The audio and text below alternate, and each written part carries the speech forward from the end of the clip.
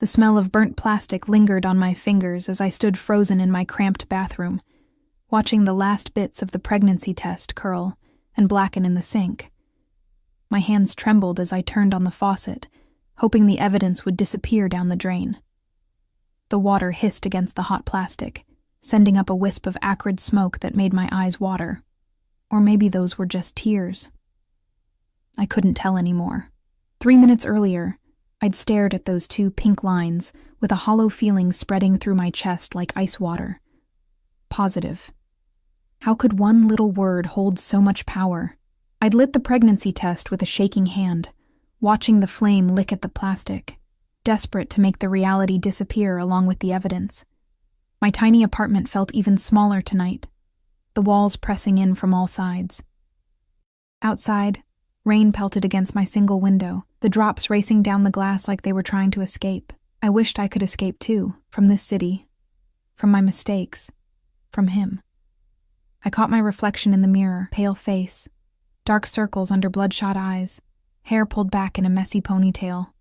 I barely recognized the woman staring back at me. 8 months ago, I'd been just another struggling waitress with dreams of finishing college someday. Now I was pregnant with a child whose father didn't know I existed. Not really. To Dominic Russo, I was nothing. A one-night stand, collateral damage in his glittering, dangerous world. The bathroom light flickered, casting shadows across my face. I placed a hand on my still flat stomach, trying to process the reality growing inside me. A child. His child. My phone buzzed on the counter, making me jump. A text from Lena, my roommate, and only real friend in this city. "You okay? You've been in there forever." I quickly typed back, "Fine, just not feeling great." How could I tell her? Lena had warned me about the men who frequented Velvet, the upscale club where we both worked. "Look, but don't touch," she'd said on my first night, "especially the ones who come in with entourages. They're not the kind of men who want girls like us for anything more than entertainment." But Dominic hadn't seemed like the others. He'd been quiet, observant. While his associates had gotten drunk and rowdy, he'd sat back, nursing a single glass of whiskey. His eyes had followed me as I moved between tables, and when he'd asked my name, his voice had been soft, almost gentle. Not at all what I'd expected from a man who made other people tremble with just a glance. I hadn't known who he was that night. I'd just seen a handsome man with sad eyes who'd made me feel like I mattered. I splashed cold water on my face, trying to pull myself together. Dominic Russo. Even thinking his name sent a chill down my spine now that I knew the truth. Head of the Russo crime family. A man who controlled half the city through fear and blood. The rumors about him were the stuff of nightmares. They said he'd once had a man's fingers cut off one by one for stealing from him. That people who crossed him simply disappeared. That he kept a list of everyone who had ever wronged him and methodically destroyed them, one by one. And I was carrying his child. I stepped out of the bathroom, my legs unsteady. Our apartment was small, just a living room connected to a kitchenette, with 2 tiny bedrooms off to the side. Lena sat on our threadbare couch, the blue light of the TV washing over her concerned face. "You look like hell," she said, muting the reality show she'd been watching. "Thanks," I mumbled, sinking down beside her. "Seriously, Emma, what's going on? You've been off for weeks now." She turned to face me, tucking her legs under her. "Is it about that guy from Velvet? The one you wouldn't tell me about?" My throat tightened. "I don't want to talk about it." "You never do." Lena sighed, reaching for my hand. "Whatever happened, you can tell me." The words burned in my throat. I wanted to tell her everything, how I'd spent one night with Dominic Russo, and then vanished from his life before morning. How I'd later overheard his men at the club discussing a business deal that made my blood run cold, finally realizing who he really was. How I'd been avoiding his section of the club ever since, switching shifts and hiding in the back whenever his entourage came in. Instead, I squeezed her hand and forced a smile. "It's just stress. Finals are coming up and I'm behind on rent again." Lena didn't look convinced, but she nodded. "Well, you might be in luck. Marcus is looking for someone to cover VIP sections tomorrow night. Double the tips." My stomach lurched. VIP? I can't, Lena. Why not? You've been dodging the high rollers for months. I know they can be handsy, but the money's good. She frowned. Unless there's something you're not telling me. The moment stretched between us, taut with unspoken truths. I could feel the weight of the secret inside me, growing heavier by the second, but telling Lena would only put her in danger too. Fine, I said finally. I'll take the shift. Relief washed over her face. Good. Because I already told him you would. Before I could protest, a sharp knock cut through our conversation. 3 hard raps that made the thin door rattle in its frame. Lena and I exchanged glances. It was nearly midnight, and we weren't expecting anyone. She stood up, moving cautiously to the door, while I remained frozen on the couch, my heart suddenly pounding. Who is it? Lena called, her hand hovering over the lock. Delivery for Emma Clark. The voice was deep, unfamiliar. At midnight? Lena whispered back to me, eyebrows raised. I shook my head, a creeping dread sliding down my spine. I hadn't ordered anything, and few people knew my full name, let alone my address. Lena peered through the peephole, then stepped back. There's a guy in a suit out there, looks expensive. She turned to me, her expression a mix of confusion and wariness. Should I tell him to leave it at the door? Before I could answer, my phone buzzed again. Unknown number. Open the door, Emma. My blood turned to ice. I stared at the message, unable to breathe. How did they find me? Another text followed. You've been avoiding me. We need to talk. Emma? Lena's voice seemed to come from far away. What's going on? I rose on shaky legs, moving toward the door like a sleepwalker. I'll handle it. Lena caught my arm, her fingernails digging into my skin. Do you know who that is? Because you look like you've seen a ghost. It's fine, I lied, gently pulling away. Just go to your room, okay? Please. She hesitated, studying my face. If you're in trouble, I'm not. I just need to deal with this alone. After a long moment, Lena nodded and disappeared into her bedroom, though she left the door cracked open. I waited until I heard her bed creak before approaching the door, my heart hammering against my ribs. I didn't open it. What do you want? I called through the wood. You know what I want. The voice was different now, low, smooth, and terrifyingly familiar, not some random delivery man. Him. I pressed my forehead against the door, closing my eyes. Go away, Dominic. Open the door, Emma. His voice was soft, but I could hear the steel beneath it. Or I will. The threat hung in the air between us. I knew it wasn't empty. A man like Dominic Russo didn't make empty threats. With trembling fingers, I turned the deadbolt and cracked the door open, keeping the chain in place. Through the narrow gap, I could see him. Tall and imposing in a tailored black suit, his dark hair swept back from a face that belonged on a Renaissance painting. Sharp cheekbones, full lips, and eyes the color of midnight. Beautiful and deadly. He wasn't alone. A hulking figure stood a few paces behind him. One of his bodyguards, no doubt. The man's jacket bulged in a way that told me he was armed. What do you want? I repeated, fighting to keep my voice steady. Dominic's eyes swept over what little he could see of me through the gap, lingering on my face. You disappeared. There was an accusation in his tone, but something else too. Something that made my chest tighten. Why? I don't owe you an explanation. I gripped the edge of the door so hard my knuckles turned white. It was one night. Was it? He tilted his head slightly, studying me. Then why have you been hiding from me? Switching shifts when I come in, ducking into back rooms?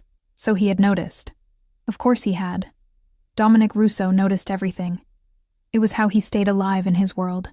I know who you are now, I whispered. A flicker of something, resignation, perhaps, crossed his face.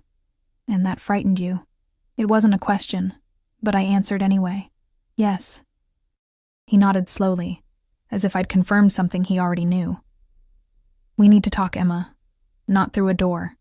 We have nothing to talk about. Even as I said it, I felt the weight of the lie heavy on my tongue. The secret inside me seemed to pulse with each beat of my heart, his child. Dominic's eyes narrowed slightly. I think we do. He reached into his jacket and I flinched instinctively, but he only pulled out a small velvet box. You left something behind. I stared at the box, confused. I hadn't left anything at his penthouse that night. I'd been careful, slipping out while he was asleep, taking nothing. Leaving nothing. I don't understand. Open the door, Emma. His voice had softened, but the command was still there. Please. That please undid me. It sounded so out of place coming from him. A man who never had to ask for anything, who simply took what he wanted. Before I could reconsider, I closed the door, unhooked the chain, and opened it again. Dominic stepped inside, his presence immediately filling our small apartment. Up close, he was even more devastating. The subtle scent of his cologne, the perfect fit of his suit, the controlled power in his movements. His bodyguard remained in the hallway, taking up position outside our door. You shouldn't be here, I said, wrapping my arms around myself, suddenly aware of my threadbare leggings and oversized t-shirt. And yet, here I am. His gaze traveled around our apartment, taking in the second-hand furniture, the water stain on the ceiling, the textbook stacked on the coffee table. I felt exposed, vulnerable. This man lived in a penthouse with views of the entire city. My entire apartment could fit in his closet. He turned back to me, holding out the velvet box. This is yours. I didn't take it. No, it's not. I didn't leave anything with you. It was my mother's. He opened the box, revealing a delicate gold bracelet with a small diamond pendant. I want you to have it. I took a step back. Why would you give me something like that? His eyes met mine, intense and unreadable. Because from the moment I saw you, I knew you were different. A harsh laugh escaped me before I could stop it. Different? Is that what you tell all your one-night stands? Something dangerous flashed across his face. You weren't a one-night stand, Emma, then what was I? The words came out sharper than I intended. Another conquest? A distraction? You were... He stopped, his jaw tightening. For a moment, he looked almost... vulnerable. But that couldn't be right. Men like Dominic Russo didn't do vulnerable. You were supposed to be there when I woke up. The accusation hung between us. I swallowed hard, fighting the unexpected guilt that rose in my throat. I couldn't stay. Why? He took a step closer, close enough that I had to tilt my head up to meet his gaze. What changed between when you fell asleep in my arms and when you decided to disappear? The memory of that night washed over me. The feel of his hands, gentle despite their strength. The way he'd looked at me like I was precious. How safe I'd felt falling asleep beside him. And then the crushing realization at dawn when I'd seen the gun on his nightstand, the burner phones, the whispered call he'd taken in the middle of the night that had woken me. The pieces had started to fall into place, and with them, my illusions had crumbled. I heard things, I said finally, at the club, about who you really are, what you do. Understanding dawned in his eyes. And you were afraid. Of course I was afraid. I lowered my voice, conscious of Lena in the other room. You're Dominic Russo. People disappear because of you. They end up in the river. He didn't deny it. Instead, he closed the jewelry box and slipped it back into his pocket. If I wanted to hurt you, Emma, I wouldn't have waited 2 months to find you. The words sent a chill down my spine. Is that supposed to make me feel better? It's supposed to make you understand that whatever you think you know about me, you don't know everything. His voice was soft, but there was an edge to it now. And you certainly don't know what you are to me. Before I could respond, the bathroom door creaked. I turned, startled, to see it drifting open slightly. The air conditioning, probably, but Dominic's attention had already shifted. His eyes fixed on something inside the bathroom, and he moved past me with the silent grace of a predator. I lunged after him, but he was already through the door. Dominic, don't. Too late. He stood in my tiny bathroom, staring at the sink where the remains of the pregnancy test still sat. Partially melted, but unmistakable. The test window was scorched, but the result was still visible through the bubbled plastic. 2 pink lines. Positive. Time seemed to stop as he turned to face me, his expression unreadable. Is this what you've been hiding from me? I couldn't speak, couldn't breathe. My secret, the one I'd been desperate to keep, lay exposed between us. All I could do was nod, a single tear escaping down my cheek. Dominic's face transformed in that moment, shock giving way to something else entirely, something raw and vulnerable that I never expected to see from him. He crossed the small space between us in 2 strides, his hands coming up to cradle my face with unexpected gentleness. "You're carrying my child," he whispered, his voice thick with emotion, and to my utter shock, I saw tears glistening in his eyes. My child. The last of my defenses crumbled as I saw something I never expected from the most feared man in the city: hope. Time suspended itself in that cramped bathroom as Dominic's words echoed against the tile walls. My child. The tenderness in his voice contradicted everything I thought I knew about him. This was a man who commanded fear with a single glance, whose name was whispered in dark corners of the city. Yet here he stood, vulnerable and raw, tears gathering in his eyes as he looked at the evidence of our shared future. I stepped backward until my shoulders hit the wall, needing distance from the intensity of his gaze. "This wasn't supposed to happen," I whispered, my voice barely audible over the sound of the rain battering the window. "You weren't supposed to find out." His expression darkened, the vulnerability vanishing as quickly as it had appeared. "You were going to keep this from me, my own child?" "I didn't think you'd care," I admitted, wrapping my arms protectively around my middle. "Men like you don't want complications." "Men like me?" His voice was dangerously soft now. "And what kind of man do you think I am, Emma?" The question hung between us, loaded with implications. What kind of man was Dominic Russo? A criminal, a killer, a man whose empire was built on fear and violence, but also a man who had looked at me like I was precious, who had just revealed more emotion over an unborn child than I ever thought possible. "I don't know," I answered honestly, "and that's what terrifies me." He moved closer, backing me against the wall, one hand braced beside my head. I could feel the heat radiating from his body, smell the subtle notes of his cologne mingling with the lingering scent of burnt plastic.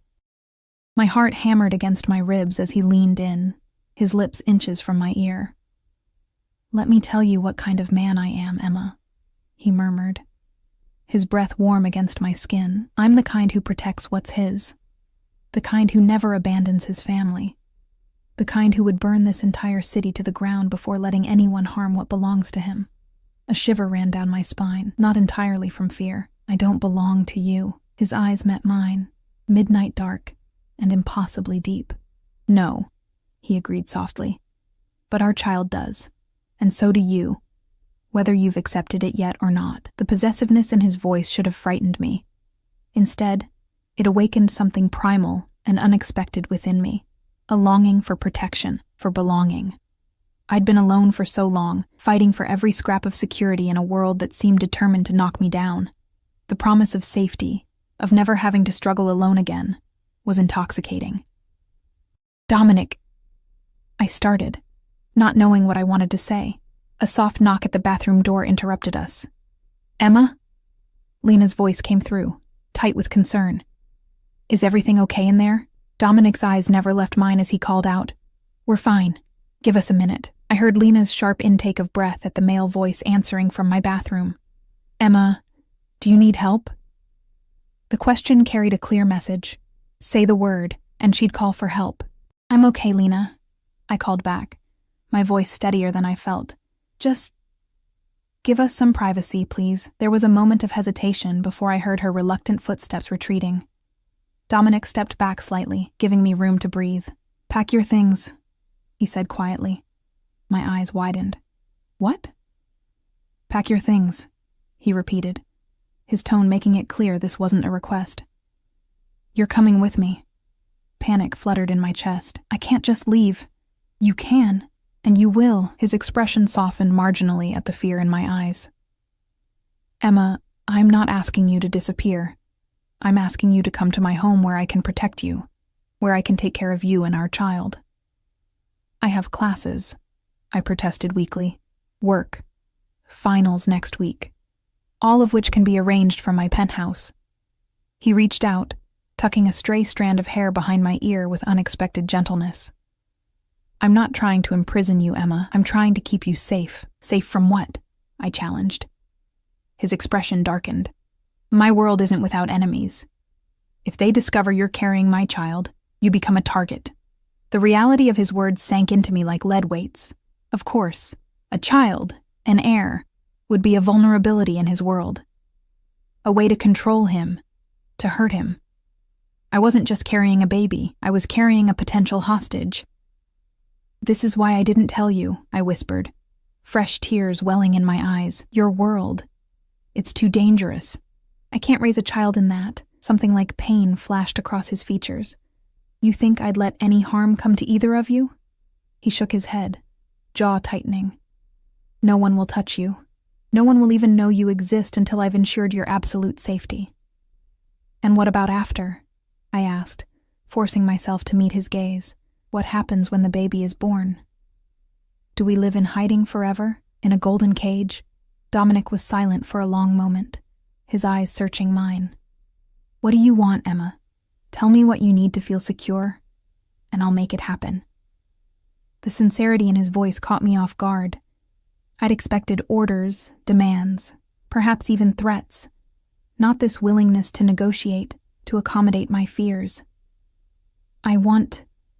My voice faltered as I realized I didn't know what I wanted. A normal life? That had vanished the moment those two pink lines appeared. Safety? Dominic was offering that, albeit on his terms. Freedom? Could that even exist now, with a child tying me to this man forever? A soft knock at the front door interrupted my thoughts. Dominic tensed, his hand moving instinctively to his side where I suspected a weapon was concealed.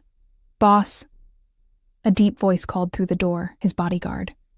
We need to move, now. The urgency in the man's tone sent a chill through me. Dominic's expression hardened as he took my arm, guiding me out of the bathroom. What's happening? I asked, my voice barely above a whisper. Nothing you need to worry about, he replied, but the tightness around his eyes told me otherwise. He led me to my bedroom, closing the door behind us. Pack what you need, essentials only. My hands trembled as I pulled my duffel bag from under the bed. Dominic, you're scaring me. He paused, cupping my face in his hands. I won't let anything happen to you or our child, but we need to leave. Now. The intensity in his eyes brooked no argument. I nodded, turning to my dresser and pulling out clothes at random, stuffing them into the bag. Dominic moved to the window, peering out at the street below, his posture tense. Faster, he urged quietly. I grabbed my laptop, chargers, textbooks, and the small jewelry box that contained the few pieces I'd inherited from my mother. As I zipped the bag closed, Dominic's phone buzzed. He checked it, his expression darkening further. Time's up, he said, taking the bag from my hands and slinging it over his shoulder. He opened my bedroom door to find Lena standing there, arms crossed, her face a mask of worry and suspicion. Emma, what the hell is going on? She demanded, her eyes flicking from me to Dominic. Lena, I know who he is. She cut me off, her voice tight with fear. Everyone at Velvet knows who Dominic Russo is. What I don't know is why you're packing a bag at midnight. Dominic stepped forward, his presence immediately dominating the small space. Your friend is coming with me. She'll be safe. Lena didn't back down, despite the tremor I could see in her hands. And I'm just supposed to take the word of a man who has people killed for a living. I winced at her bluntness, but Dominic's expression remained impassive. Your loyalty is admirable, he said softly. Emma is lucky to have you, but right now, the safest place for her is with me. Emma? Lena looked at me, her eyes pleading. You don't have to go anywhere with him. We can call the police. The police can't help with this, I interrupted, moving to take her hands in mine. Lena, I'm pregnant. It's his. The color drained from her face. Oh my God. I need to go with him, I continued, squeezing her hands. But I'll be okay. I'll call you tomorrow, I promise. She pulled me into a fierce hug, whispering in my ear. If you need help, if you need to get away from him, call me, anytime. I'll find a way. I nodded against her shoulder, fighting back tears. When we separated, Dominic was watching us with an unreadable expression. We need to leave, he said again, more urgently this time. His bodyguard appeared in the doorway, tension evident in his massive frame. 3 minutes, boss, the man said gruffly.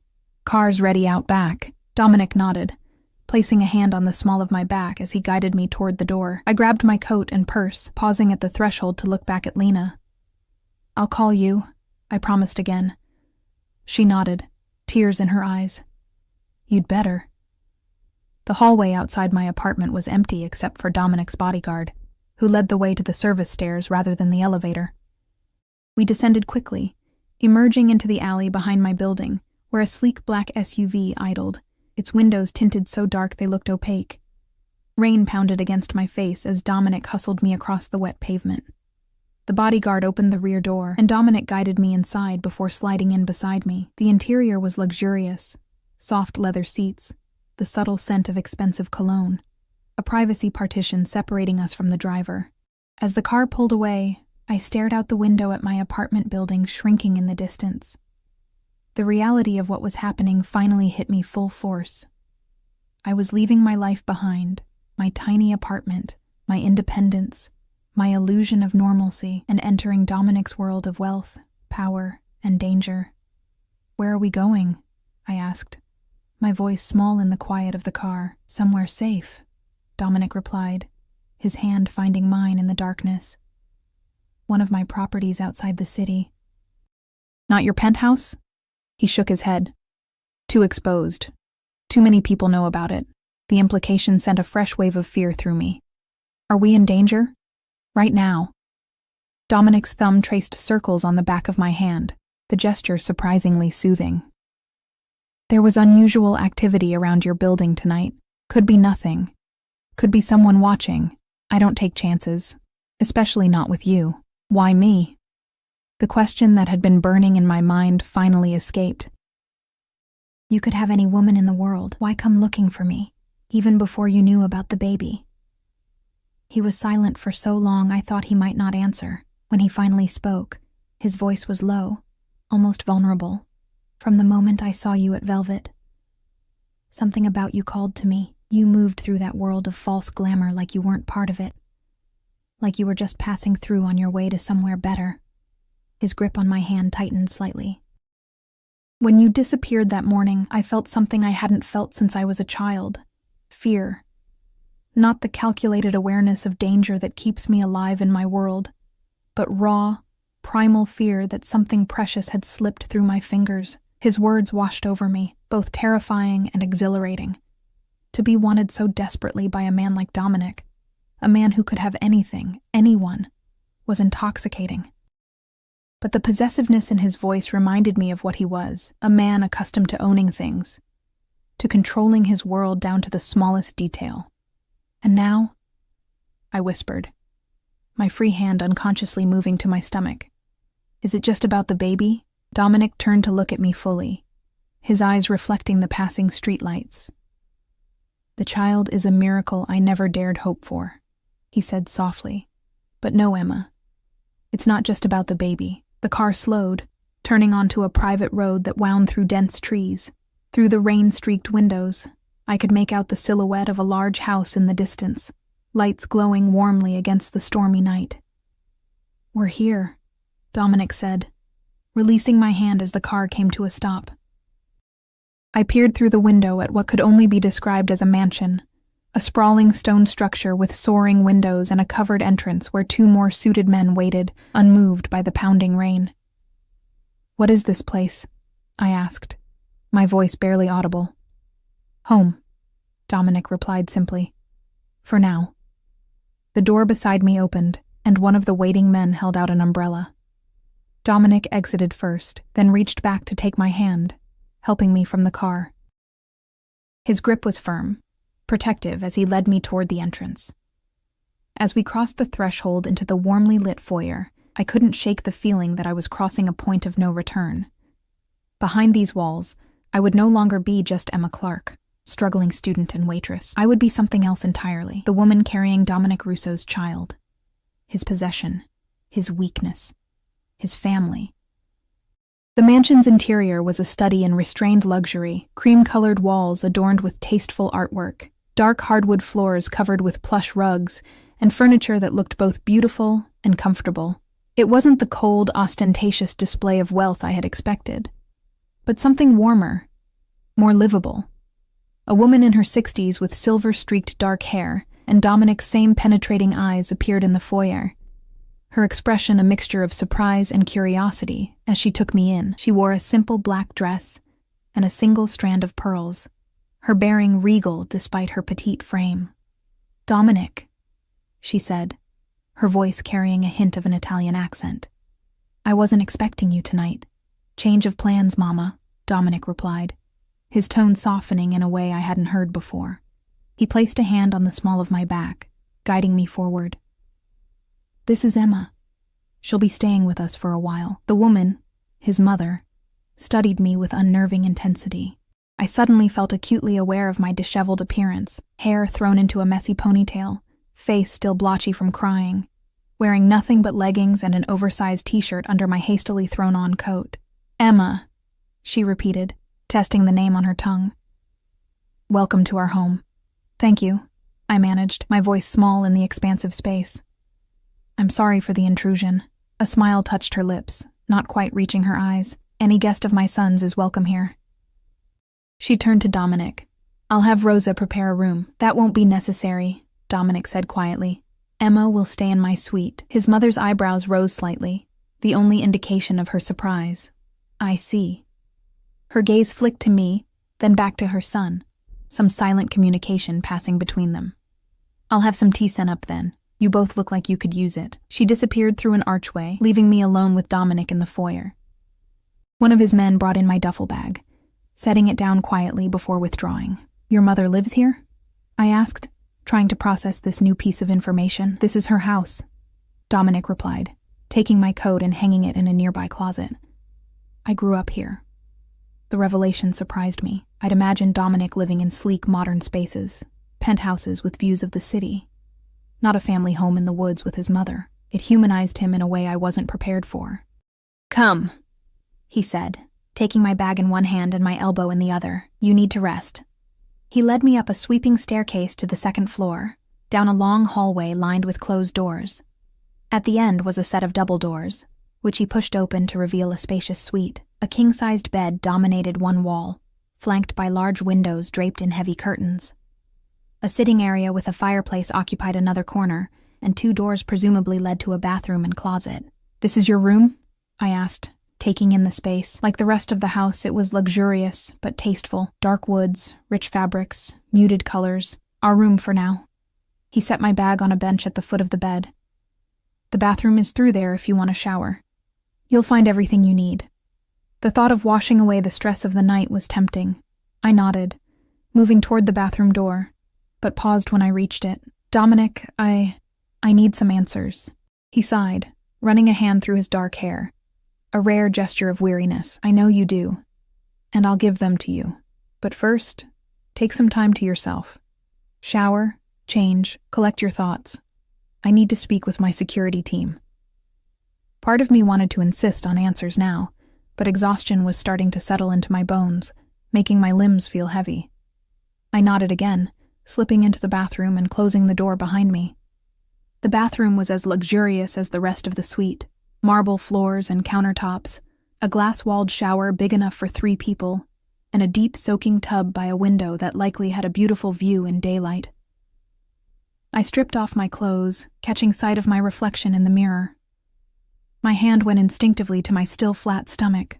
Somewhere in there was a life, half me, half him. The thought was still too enormous to fully comprehend. I stepped into the shower, letting the hot water cascade over my tired muscles. As steam filled the space, I allowed myself to finally break down, silent tears mixing with the shower spray.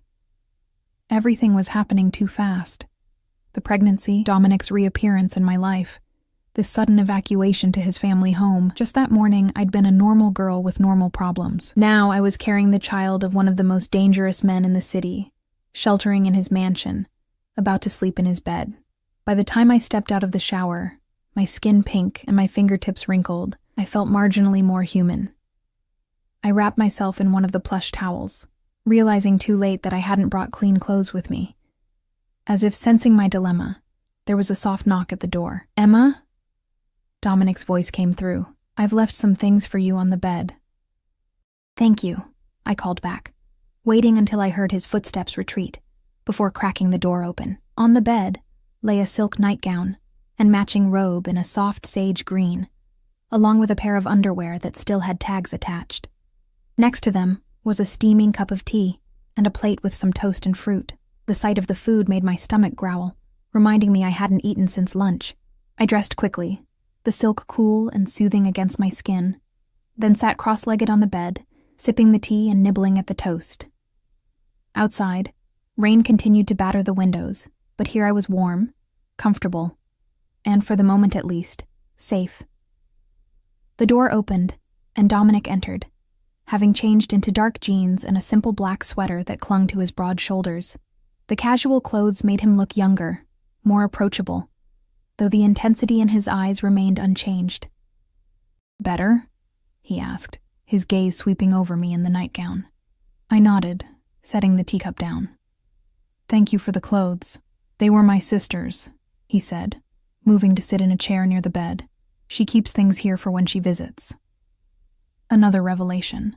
A sister. A family beyond just his mother. The image of Dominic Russo, family man, continued to complicate my understanding of him. "You have a sister?" I asked. "Sophia. She's younger by 5 years." A hint of a smile touched his lips. "She's a lawyer in New York. Legitimate practice," he added, as if anticipating my question. I drew my knees up to my chest, wrapping my arms around them. "Your mother seemed surprised to see me." "My mother is surprised by very little," Dominic replied dryly. "But yes, I don't typically bring women to the family home." The implication hung in the air between us. I was different. Special, perhaps. Or simply a complication he didn't know how to handle elsewhere. "Why did we have to leave my apartment so suddenly?" I asked, unable to keep the question contained any longer. Were we really in danger? Dominic was quiet for a moment, his expression contemplative, as if deciding how much to tell me. "There's been increased interest in my personal life lately," he finally said. "Rivals looking for weaknesses, for leverage. And I'm a weakness." It wasn't a question. His eyes met mine, midnight dark and intense. "You're carrying my child. That makes you the most precious thing in my world. And yes, potentially my greatest vulnerability." The possessiveness in his voice sent a shiver through me. There was something primal about the way he claimed ownership, not just of the baby, but of me. I should have been frightened, should have recoiled from the implicit threat of being owned. Instead, I felt an answering heat unfurl in my belly. "What happens now?" I asked, my voice barely above a whisper. "Now you rest." He rose from the chair, approaching the bed with the fluid grace of a predator. "Tomorrow we'll figure out the logistics. Your classes, your job, your medical care." "And us?" The question slipped out before I could stop it. "What are we, Dominic?" He sat on the edge of the bed, close enough that I could feel the heat radiating from his body. "What do you want us to be, Emma?" "I don't know," I admitted. "This is all happening so fast. Yesterday you were someone I was trying to forget. Today you're—" I trailed off, unable to define what he was to me now. "The father of your child," he finished for me, his voice low. "The man who will protect you both with his life. The man who hasn't stopped thinking about you for 2 months." His hand moved to cup my cheek, thumb tracing my lower lip. "I know you're afraid, Emma, of me, of my world. But I need you to understand something." His eyes held mine, unflinching. "Whatever you've heard about me, whatever you think you know, there is nothing I wouldn't do to keep you safe. Both of you." The intensity of his words, the absolute certainty in his voice made my breath catch. He meant it. This man, who commanded an empire built on violence and fear, was offering me his protection, his resources, perhaps even his heart. "I don't know if I can be a part of your world," I whispered, leaning into his touch despite myself. "Then I'll change my world." The simplicity with which he said it, as if rearranging his entire existence was nothing more than a minor inconvenience, left me speechless. His phone buzzed in his pocket, breaking the moment. He checked it with a frown, then stood. "I have to take this," Try to get some sleep. I nodded, suddenly aware of how exhausted I truly was. As Dominic moved toward the door, a question bubbled up from the fear I'd been trying to suppress. "Dominic," I called, making him pause. "If there are people watching me, does that mean my friend is in danger?" "Lena," his expression softened slightly. "I've already arranged for security to keep an eye on your apartment building. Your friend will be safe." Relief washed through me. Despite everything, Dominic had thought of Lena's safety without me even asking. It was a small kindness, but one that meant more than he could know. After he left, I slipped under the covers, the sheets cool and silky against my skin. The bed smelled faintly of Dominic, sandalwood and something darker, more masculine. It was an oddly comforting scent, one that made me feel protected despite the uncertainty surrounding me. I must have drifted off because the next thing I knew, I was waking to movement beside me. Dominic had slid into bed, keeping a careful distance between us. In the dim light filtering through the curtains, I could make out his profile. Strong jaw, straight nose, long lashes casting shadows on his cheeks. "Sorry," he murmured, sensing I was awake. "I didn't mean to wake you." "It's okay," I whispered back, suddenly acutely aware of his presence, of the intimacy of sharing a bed. We lay in silence for a few moments, both of us staring up at the ceiling. Then Dominic spoke, his voice so quiet I almost didn't hear him. "I never thought I would have a family of my own." The vulnerability in those words made my chest tighten. I turned on my side to face him, finding him already looking at me. "Why not?" I asked softly. "My life, it doesn't lend itself to family, to attachments." His hand found mine under the covers, fingers intertwining. "My father built his empire through fear and blood, and I inherited his enemies along with his power. Every relationship becomes a potential weakness, a target." "Is that why you've never married?" The question felt too personal, too prying. But in the darkness of the room, boundaries seemed to blur. A sad smile touched his lips. "That, and I never found someone I wanted to chain to my complicated existence." His thumb traced patterns on my palm. "Until you." The implication in those two words hung in the air between us, heavy with meaning. I didn't know how to respond, didn't know if I wanted the burden of being the exception to Dominic Russo's rules. "We barely know each other," I said instead. "Then let's change that." His voice was low, earnest. "Ask me anything, Emma. I want you to know me, the real me, not just what you've heard." The offer was tempting, a glimpse behind the mask of the notorious crime boss, but as I opened my mouth to ask one of the 100 questions swirling in my mind, a wave of nausea hit me without warning. Morning sickness, arriving with impeccable timing.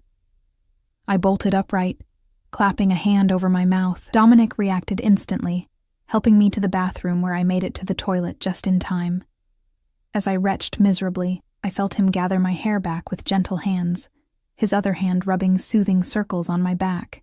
It was such an intimate, caring gesture that tears sprang to my eyes. When the nausea finally subsided, I sat back on my heels, mortified. "I'm sorry," I whispered, unable to look at him. "Don't be." He handed me a damp washcloth, then helped me to my feet. "This is part of it, isn't it? Part of carrying our child, our child." The way he said it, with reverence, with wonder, made something warm unfurl in my chest. He guided me back to bed, tucking the covers around me with surprising tenderness. "Try to sleep," he murmured, brushing a kiss against my forehead. "I'll be right here if you need me." As I drifted back toward sleep, I felt Dominic's hand come to rest protectively over my stomach, over the tiny life we had created together. In that moment, despite all the fear and uncertainty, one thing became clear. Whatever happened next, I was no longer alone. Morning arrived with soft light filtering through a gap in the curtains, painting a golden stripe across the unfamiliar bed.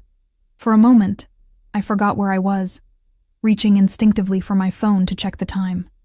Instead, my fingers brushed against warm skin. Dominic. He lay beside me, his breathing deep and even, one arm still draped protectively over my waist. In sleep, The hard lines of his face softened, making him look younger, more vulnerable. This close, I could see details I'd missed before. A small scar at his temple, the faint shadow of stubble along his jaw, the way his dark lashes fanned against his cheeks. It was disconcerting to see someone so dangerous looking so peaceful. Carefully, I slipped out from under his arm, padding silently to the bathroom. My reflection in the mirror looked different somehow. My eyes wider, my face paler. I splashed cold water on my face, trying to ground myself in this new reality. When I emerged, Dominic was awake, sitting on the edge of the bed, his phone in hand. He looked up when I entered, his eyes tracking my movement with that focused intensity I was beginning to recognize. "How are you feeling?" he asked, setting his phone aside. "Better than last night," I replied, self-consciously tugging at the hem of the silk nightgown. "No nausea so far," he nodded, rising to his feet with fluid grace. "There are clothes for you in the closet. My sister keeps a variety of sizes here." He moved toward me, stopping just close enough that I could feel the heat radiating from his body. "Once you're dressed, come downstairs. We have things to discuss." The businesslike tone was a stark contrast to the tenderness he'd shown last night. I wondered which was the real Dominic Russo, the gentle man who had held my hair back as I was sick, or this controlled, commanding figure who expected immediate compliance.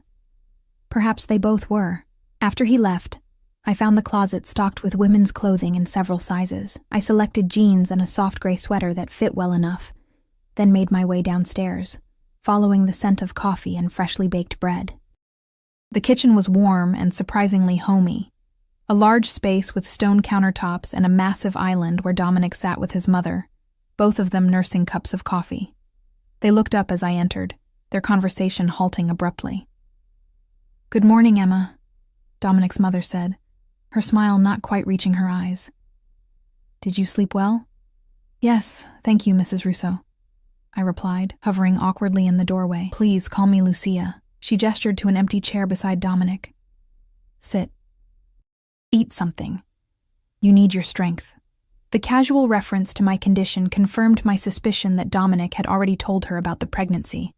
I slid into the indicated chair, accepting the cup of herbal tea she placed before me. "I took the liberty of scheduling an appointment with our family doctor for this afternoon," Dominic said, sliding a plate of toast and fruit toward me. "Dr. Marino is discreet and trustworthy. He'll come here." "You told your mother," I said quietly, not touching the food. "Of course he did," Lucia interjected before Dominic could respond. "You're carrying a Russo. That makes you family." The matter-of-fact way she said it, like my integration into their world was already a foregone conclusion, sent a ripple of unease through me. "I haven't decided anything yet," I said, looking directly at Dominic. "About us, about arrangements." His jaw tightened almost imperceptibly. "The baby's safety isn't negotiable, Emma." "Neither is my autonomy," I countered, surprising myself with my boldness. "I can't just disappear into your world, Dominic. I have classes, friends, a life." Lucia rose gracefully from her chair. "I'll leave you two to discuss this privately," she said, giving Dominic's shoulder a brief squeeze as she passed. "Remember, son, more flies with honey than vinegar." Once she was gone, Dominic let out a long breath, running a hand through his hair. "You're right," he said finally. "I've been overbearing." The admission startled me. I hadn't expected him to concede the point so easily. "I'm not used to considering another person's wishes," he continued, his voice softening. "In my world, I give orders, and they're followed without question. But this," he gestured between us, "this is different." "Because of the baby," I said, unable to keep the hint of bitterness from my voice. "Not just because of the baby," he replied, eyes locking with mine. "Because it's you, Emma." The intensity in his gaze made my breath catch. Before I could respond, his phone buzzed. He checked it, frowning slightly. "We have a visitor," he said, rising from his chair. "Someone I think you should meet." Curious despite myself, I followed him to the front of the house. A sleek black car had pulled up in the circular driveway, and from it emerged an elegant woman in her early 30s, her dark hair pulled back in a severe ponytail, wearing a perfectly tailored pantsuit. "Sophia," Dominic greeted as she entered. That was fast. "You tell me you've got a pregnant girlfriend hidden away at Mama's, and you expect me to wait?" She brushed past him, her sharp gaze landing on me. "So you're Emma." I straightened instinctively under her scrutiny. "And you're Dominic's sister." A smile tugged at her lips. "She's got spine, Dom. I like her already." She extended a manicured hand. "Sophia Russo. Apparently I'm going to be an aunt." I shook her hand, finding her grip firm and confident. "It's nice to meet you." "Let's save the niceties for later," she said, glancing between me and Dominic. "Right now we need to talk strategy." Dominic led us to a study off the main hall, a masculine space with leather furniture and bookshelves lining the walls. Sophia perched on the edge of a desk, while Dominic and I took seats in opposing armchairs. "Emma believes I'm being too controlling about her situation," Dominic said without preamble. Sophia snorted. "Imagine that." Her eyes, so like her brother's, fixed on me. "Let me guess. He told you to drop everything and move in with him, with no discussion about how this affects your life." I nodded, surprised by her accurate assessment. "Classic Dominic," she said, rolling her eyes. "Always commanding, never asking." "The safety of Emma and my child is not up for debate," Dominic replied, his voice taking on that dangerous edge I remembered from Velvet. "No one's saying it is," Sophia countered, seemingly unaffected by his tone. "But there are ways to ensure her safety without completely dismantling her life." She turned to me. "What do you do, Emma? Besides working at that club?" "I'm a student," I replied. "Business administration, junior year. I work at Velvet to pay tuition and rent." Sophia nodded thoughtfully. "Finals coming up, I assume? And after that, summer classes? Internship?" "Finals next week," I confirmed. "I was planning to take summer classes to graduate early, and I've applied for an internship at Lambert Financial, all of which can still happen," Sophia said, looking pointedly at her brother, "with proper security arrangements." Dominic's expression remained impassive, but I could see the muscle ticking in his jaw. "And how do you propose we manage that, without exposing Emma to risk?" "The same way we've managed security for our family for years," Sophia replied. "Discreet bodyguards, secure transportation, regular check-ins." She turned back to me. "It wouldn't be complete freedom, Emma. There would have to be protocols, precautions. But you could continue your education, maintain your friendships, have something resembling a normal life." Hope flickered in my chest. It sounded like a compromise I could live with. Safer than trying to navigate this alone, but not the gilded cage I'd feared Dominic would insist on. "And where would she live?" Dominic asked, his voice deliberately neutral. "Her current apartment is too exposed, too vulnerable. We have plenty of secure properties," Sophia said. "The Riverside complex has excellent security, and it's close to her campus." I looked between them, feeling like a child whose parents were discussing her future. "Don't I get a say in this?" They both turned to me, Sophia with an apologetic smile, Dominic with an unreadable expression. "Of course you do," Sophia said. "In fact, your input is essential. What do you want, Emma? Practically speaking, what arrangement would make you feel both safe and independent?" The question caught me off guard. No one had asked what I wanted since this whirlwind began. "I want to finish school," I said slowly, organizing my thoughts. "I want to see my friends, especially Lena. I paused, one hand unconsciously moving to my still flat stomach. "I want this baby to have a chance at a normal life, away from danger and violence." Dominic's expression softened at that last part, something like pain flashing in his eyes. "And me?" he asked quietly. "What place do I have in this vision of yours?" The vulnerability in his question made my chest tighten. This powerful, dangerous man was asking where he fit in my life, in our child's life. It was a question I didn't have a simple answer for. "I don't know yet," I answered honestly.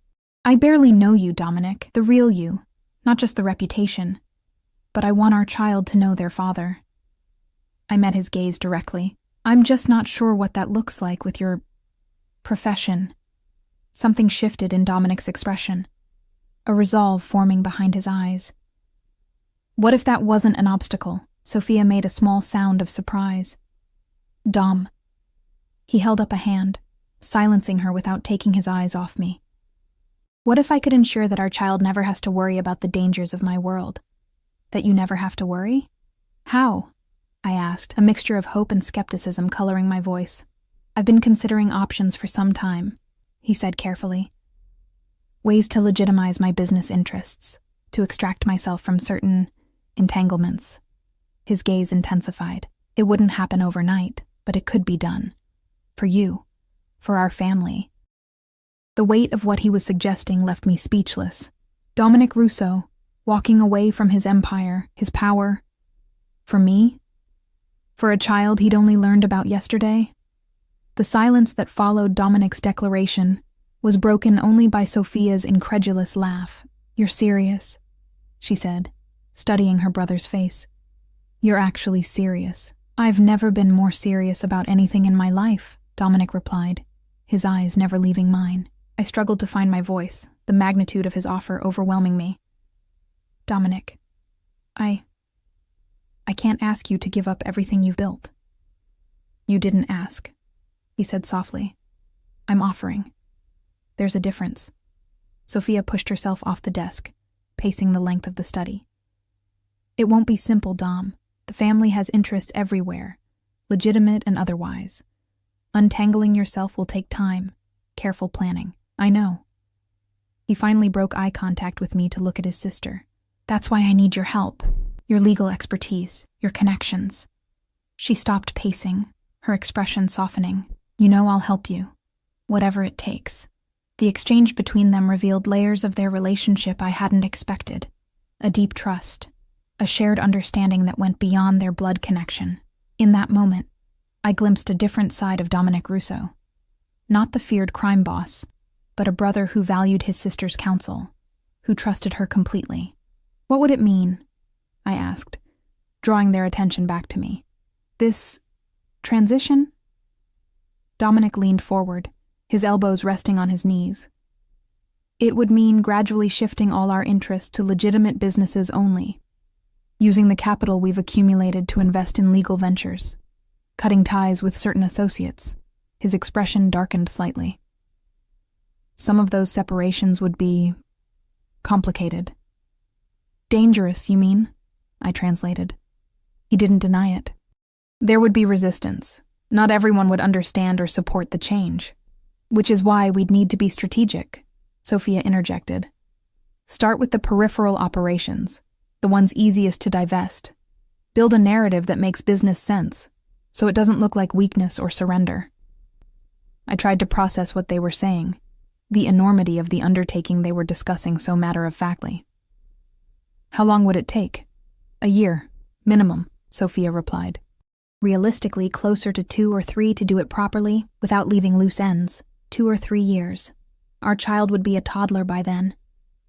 I placed a protective hand over my stomach, trying to imagine what those years would look like. Pregnancy, birth, early motherhood, all while Dominic extracted himself from his criminal empire. The danger wouldn't disappear overnight. If anything, it might increase temporarily as he made his intentions clear. During that time, I said slowly, would we, the baby and I, be safe? I would dedicate my best men to your security, Dominic said, his voice taking on that steely quality I was beginning to recognize as his non-negotiable tone. You would be the most protected woman in the city, but not the most free, I countered. His jaw tightened, but he nodded. There would have to be compromises, yes, certain precautions, restrictions, but temporary ones, Sophia added, with a clear end goal in sight. I took a deep breath, trying to center myself. 24 hours ago, my biggest worry had been how to afford summer classes. Now I was discussing security details and the dismantling of a criminal empire with 2 people who spoke about such things as casually as others might discuss vacation plans. I need time, I said finally, to process all of this, to think. To my surprise, Dominic nodded. Of course. Take whatever time you need.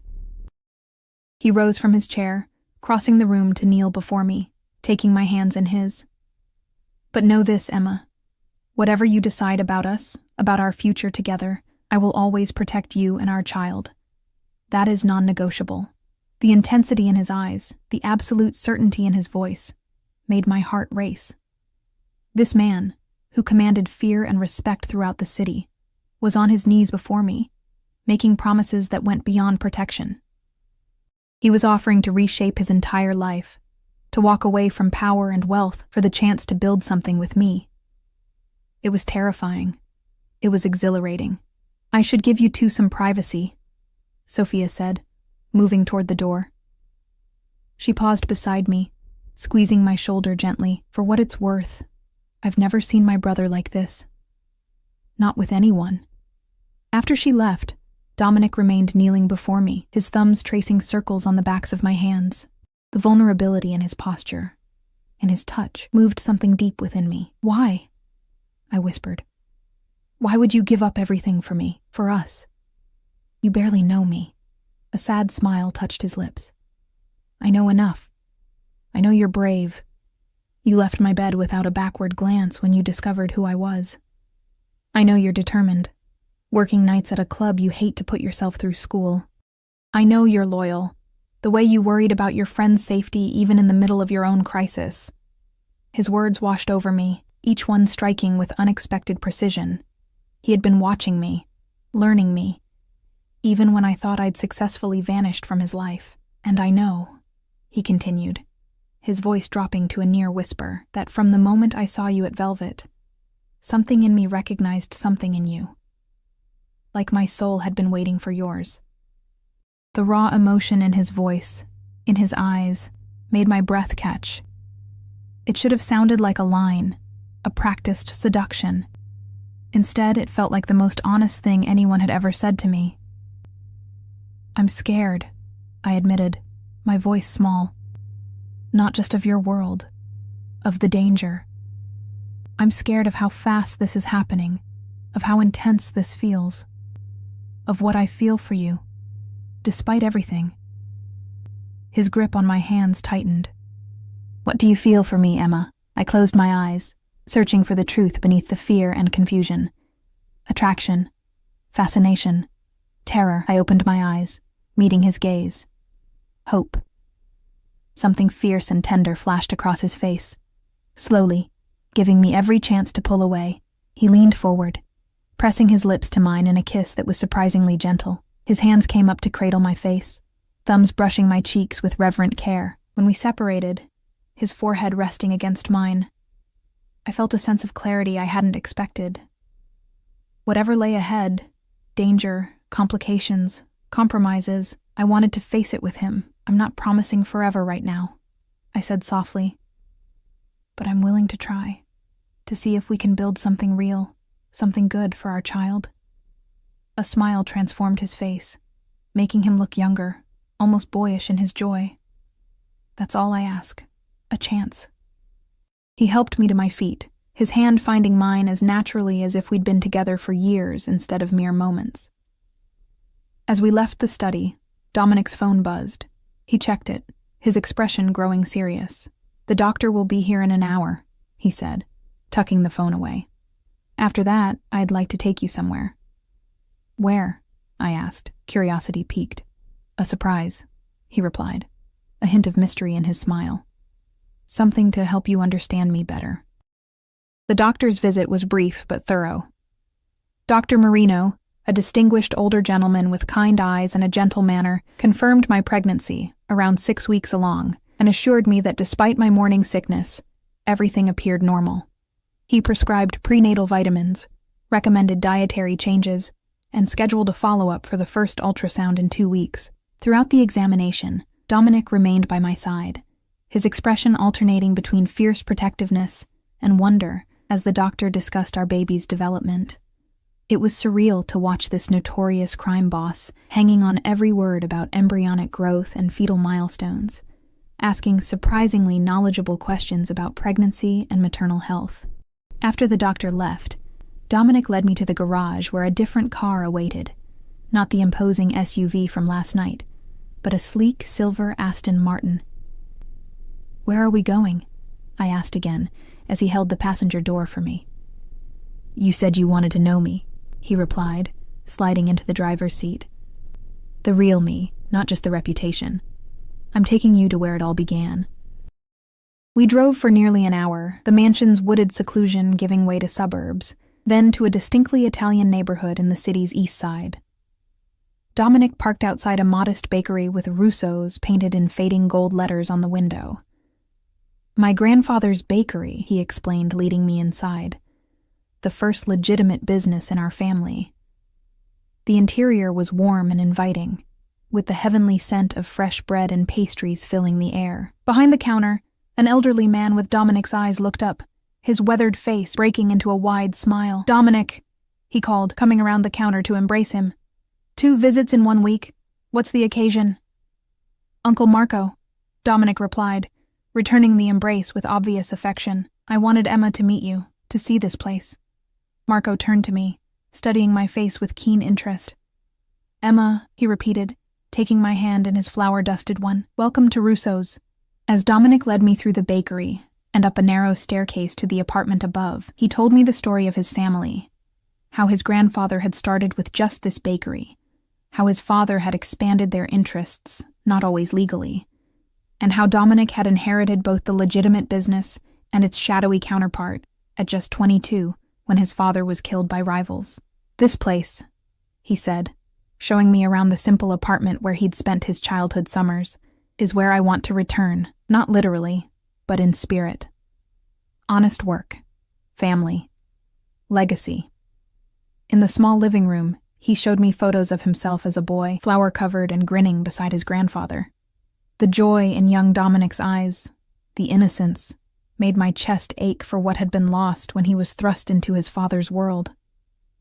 This is who I was, he said softly, tracing the edge of the frame, before the empire, before the power. This is who I want our child to know. In that moment, looking at the boy in the photograph and the man beside me, I understood what he was offering. Not just protection, not just security, but redemption. A return to something purer, something that had been buried beneath years of violence and power. It won't be easy, I said, taking his hand, walking away from what you've built. No, he agreed, but the most important things never are. He placed a hand gently on my stomach, his eyes meeting mine with solemn intensity. This, you, our child, a life without shadows, this is worth fighting for.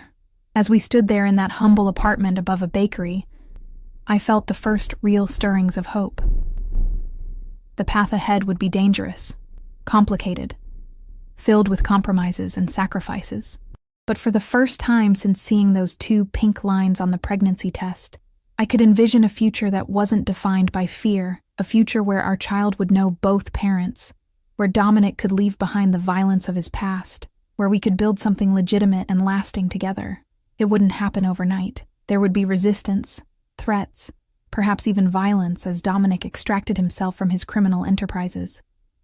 For a time, our lives would be constrained by security measures and caution. But on the other side lay a promise, freedom, honesty, family. I'm still scared, I admitted, leaning into his embrace. But I'm not running anymore. His arms tightened around me, his lips pressing a gentle kiss to my forehead. That's all I ask, he murmured against my skin. Stay with me.